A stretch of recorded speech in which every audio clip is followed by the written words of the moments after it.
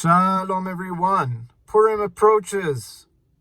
One could ask the question, why is it that in the time of the Jews in the Persian Empire with Achashverosh, why was it that at that time there was a decree that they almost be wiped out, exterminated for good?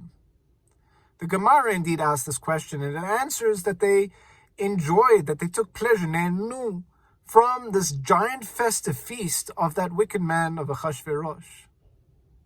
There are opinions that they ate kosher food at this meal. So I don't understand. Even if they ate non-kosher food, that's a death penalty on all the Jews of the entire world? And the wording is strange. Why? Because they enjoyed, that they took pleasure, and not that they just partook of the meal. Well, perhaps we can understand through a short story. In the time of World War I, the Chofetz Chaim happened to be visiting on one of the fronts of the military war that was happening at the time. He saw an old student of his who happened to be at that time sitting and partaking of a meal along with all the other soldiers. This meal, of course, was not kosher. And as the Chofetz Chaim saw him eating this food, he began to cry. His old student saw him and he came running over and he said, "Rebbe, why are you crying? Of course, according to halacha, I'm permitted to eat this non-kosher food at this time. After all, there is no kosher food available. It's a matter of life or death. And therefore, by law, by halacha, I'm allowed to eat this food."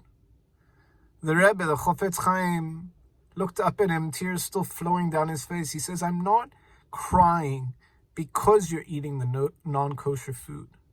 I'm crying because of how you're eating the non-kosher food.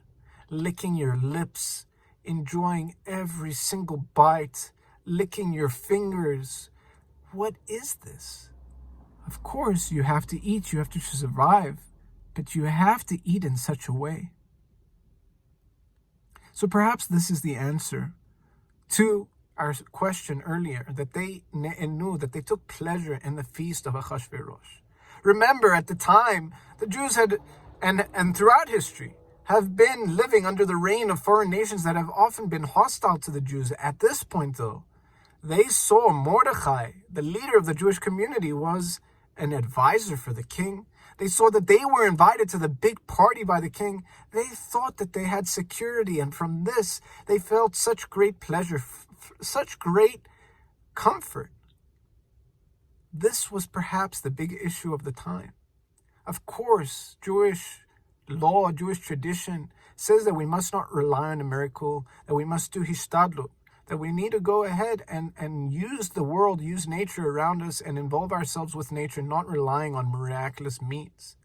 Nevertheless, the way in which we involve ourselves in nature, in the world, is very important. It must not be the main thing, the priority. The main thing, the priority, is always to remember that at the end of the day, God is in control. God is in charge. I am doing this as a means. But the main thing is always my relationship with Hashem. They put that secondary.